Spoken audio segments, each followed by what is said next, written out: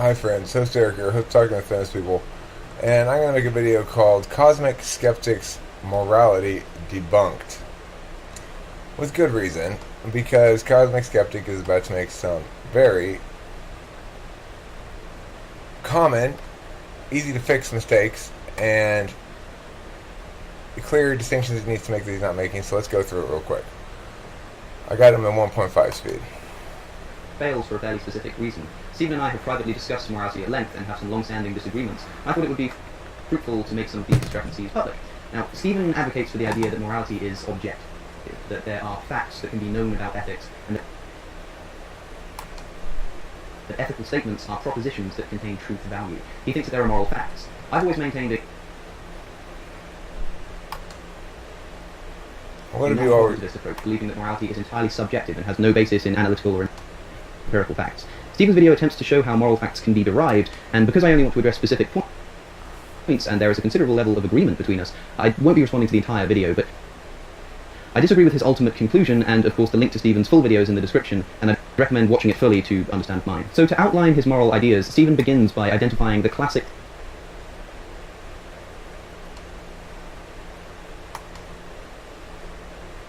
The classic what?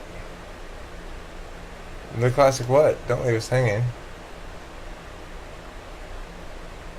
Fucking internet. problem with trying to prove moral truths. That's the is-ought distinction attributed to David Hume. Essentially, this is an observation that statements about how things are can never inform statements about how things should be.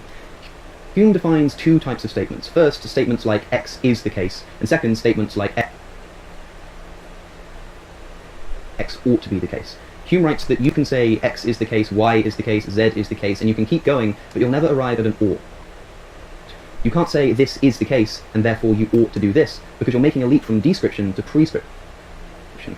I'll let Stephen explain. For example, consider this seemingly sound argument. Premise 1.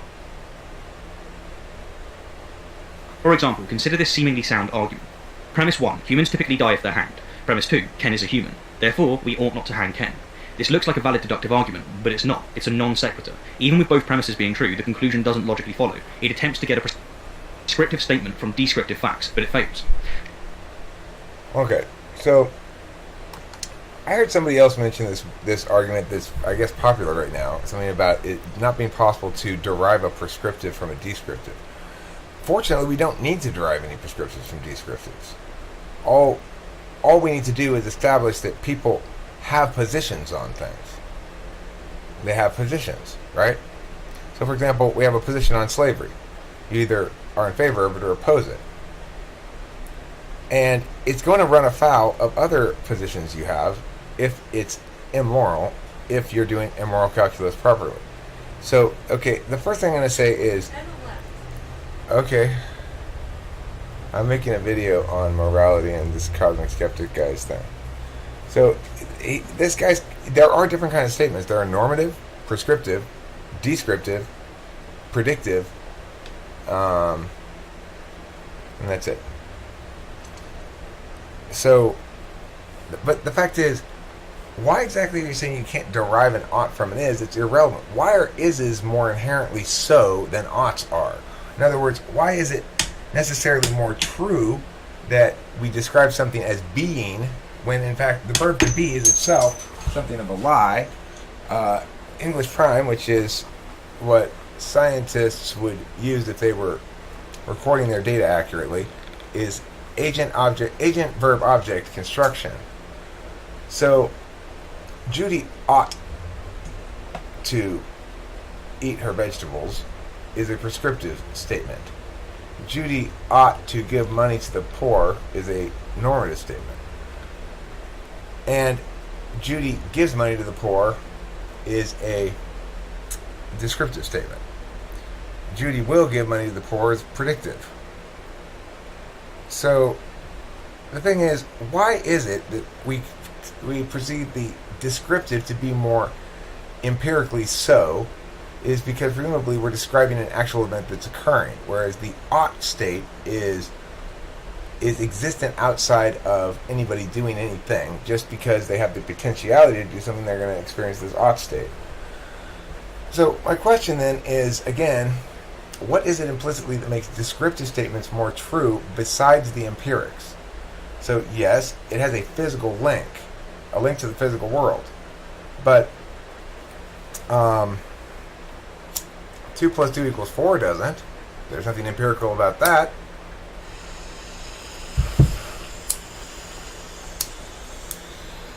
What do we call it?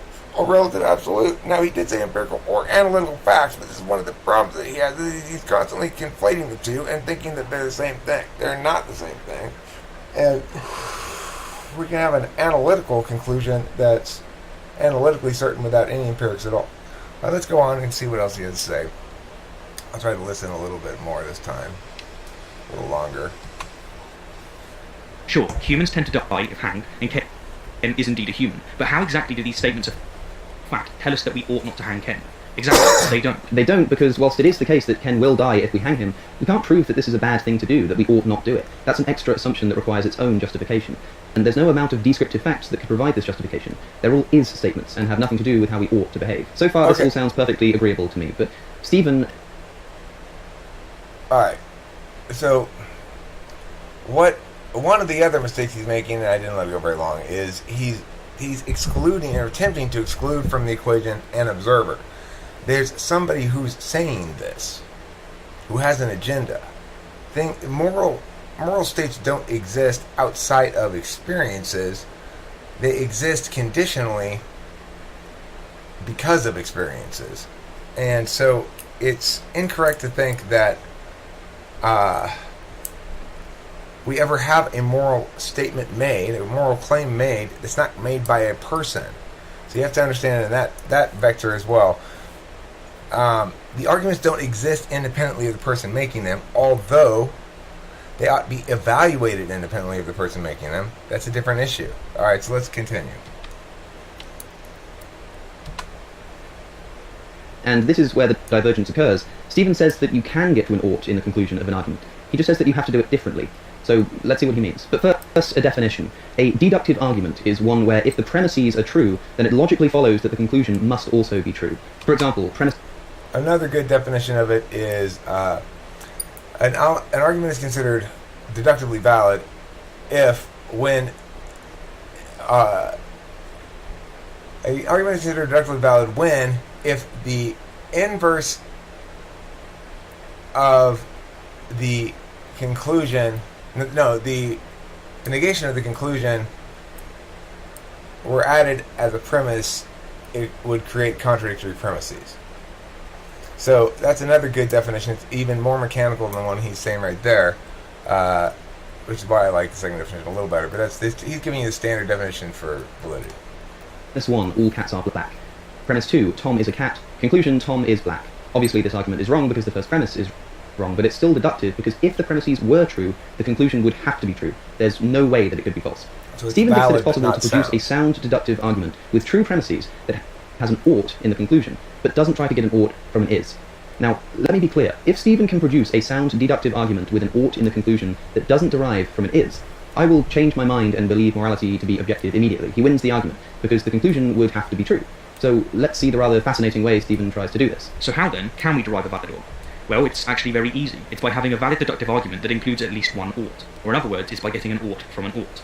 For example, premise 1, we ought to live consistently with our evolution. This is an ought. Premise 2, humans evolved to eat meat. This is an is. Therefore, we ought to eat meat. So, Stephen wants to get an ought from an ought. In other words, the is-ought problem is avoided by including an ought in the premises, rather than having the premises consisting of only is statements. We've seen that you can't get an ought from an is, sure, but you can definitely get an is from an is, and you can also get an ought from an ought. Okay, interesting. But your first question should be this. How can you know that a premise involving an ought is true? Sure, an ought premise could... Okay, so the thing is, the fundamental mistake that Cosmic Skeptic's going to make here, and I don't even really need to watch the rest of the video, I don't think, because it's pretty clear what he's doing.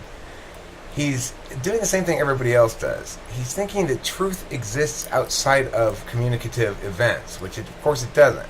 Now, you can have interactions with communications in a couple of different ways. I can read a book, I'm interacting with somebody's time object, a communicative event that was rendered into a time object, namely a book. And I'll have whatever relationship with that information that I end up having. In other words, it'll impact me as it impacts me, or I'll incorporate it or not incorporate it as I do so into my worldview.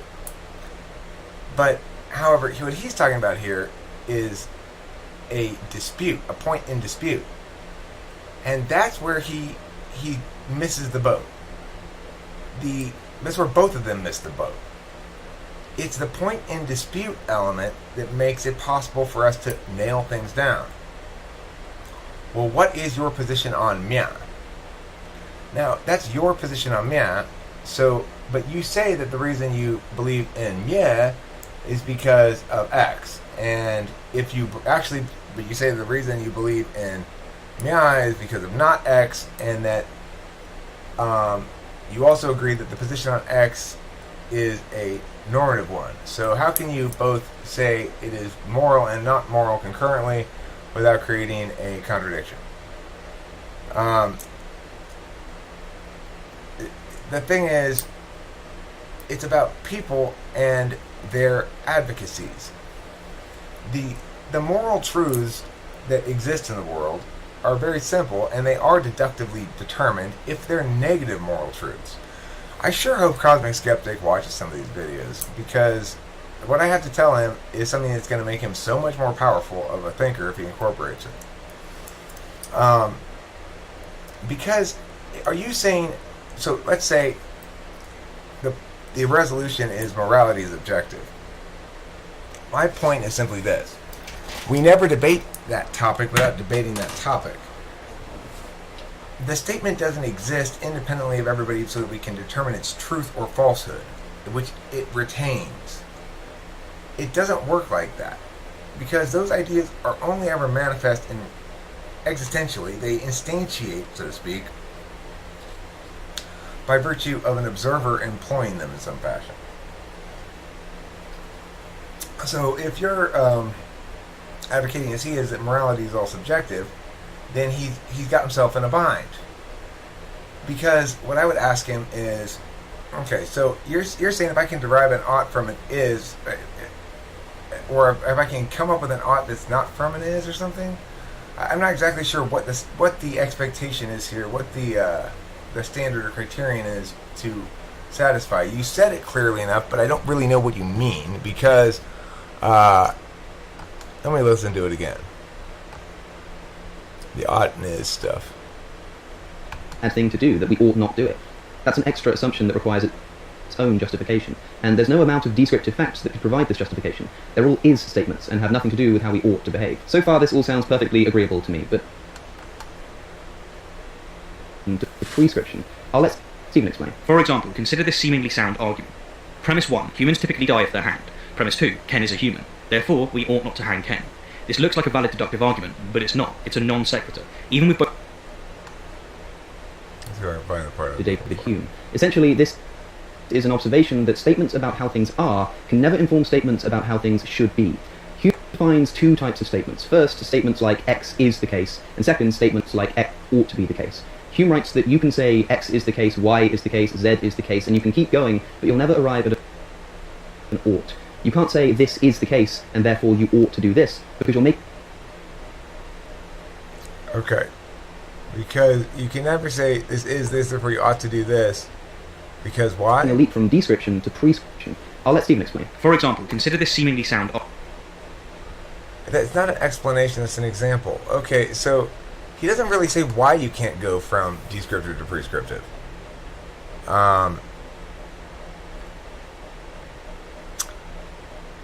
If I don't take this medicine, I will die, and I don't want to die,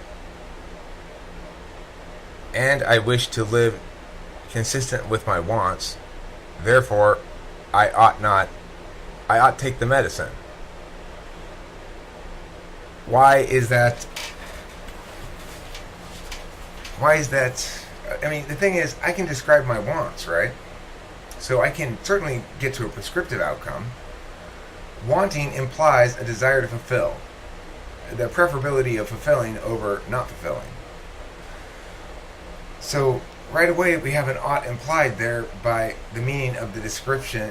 We're able to describe states of being that want. So the ought is implied by those. If I am hungry, I want to eat food. If I want the hunger to go away, then I ought to eat food. It's implied.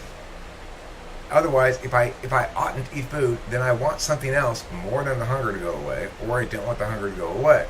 And the thing I want more than the hunger to go away is exclusive of the hunger going away. So, for example, if you're a Muslim and you have that holiday where they fast all day, Ramadan, and I think that's the one that they fast, and they don't eat anything all day long from sunrise to sunset.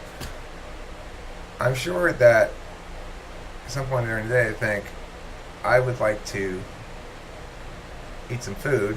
I want to eat food because I am hungry. So one might prescriptively conclude he ought to eat food. But note that prescriptive statements, non-normative prescriptive statements, are always linked back to the specific situation. So, why ought he eat food? Well, because he's hungry. Well, how do you know he's hungry? Well, he told me. Well, why are you saying he ought to eat food? Well, because he asked my advice. And it turns out that he wants something else more. He wants to adhere to his religious practice of not eating all day long. And so, as a consequence, for him, the prescriptive ought is he ought to not eat even though he's hungry. He's seeking a different satisfaction, the satisfaction of being magical or something.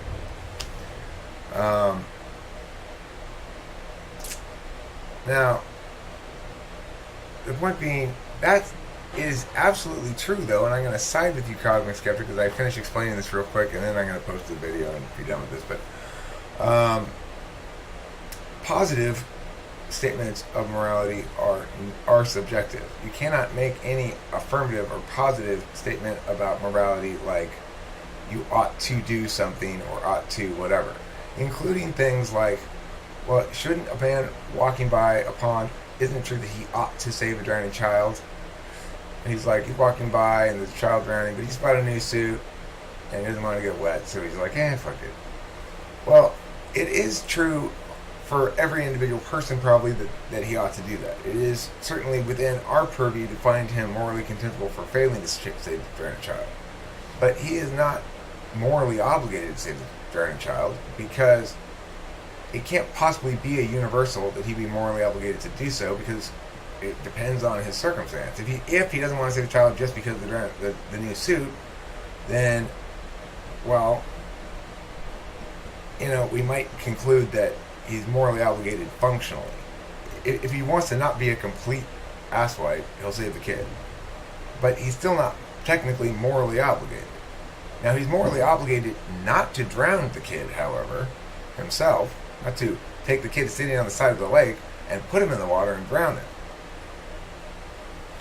So the reason somebody can't be morally obligated, like I said, it can't be universal to do, right? It can be universal to not interfere or to not inflict harm that is unjustified. So the thing is, we have to make a clear distinction between that which is aggression and that which is responsive to aggression. There are legitimate uses of force and illegitimate uses of force, but all this stuff is parsable on the negative side. You can't parse it at all on the positive side because it's particularist. But that's between you and, God. We don't need God for negative morals. We only need God for positive morals. And you don't even need it for that. You don't even need God for positive morals. It's just God's the final evolution of any fully thought out process of having positive morals at all. So what I mean by that is whatever other means by which you determine your positive moral obligations other than God is no better than God and more avoidant, I guess. Yo, you're still here?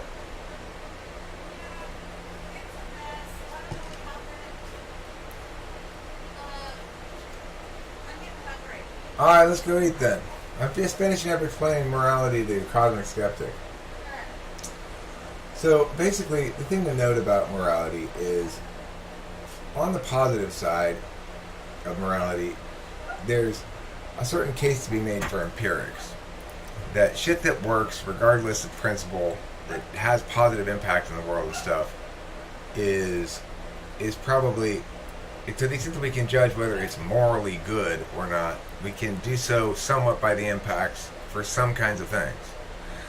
However, in the decision-making department, which is to say, what conclusions ought we draw about something before we do it, one of the possible conclusions being that we ought not do it, we should never use empirics in that process, because the only thing we can objectively and logically know is the negative prohibition against basically wickedness, violation of property rights. It all collapses down to property rights because each individual person is born owning their own body. It's so odd that you would say you can't make an ought from an is, when there are so many descriptive statements that contain within them implicitly oughts, without stating the word ought directly anywhere, such as, you were born owning your own body. Well, how do you know if that's true or false? There's no objective way to say if it's true or false. No, there is an objective way to say if it's true or false in every single conversation that one would have about it. You want to say, what's the final arbiter of the argument that wins this chain? And I will tell you, it depends how you play the chain. So you want these arguments to resolve outside of people arguing them, but they never do and never will.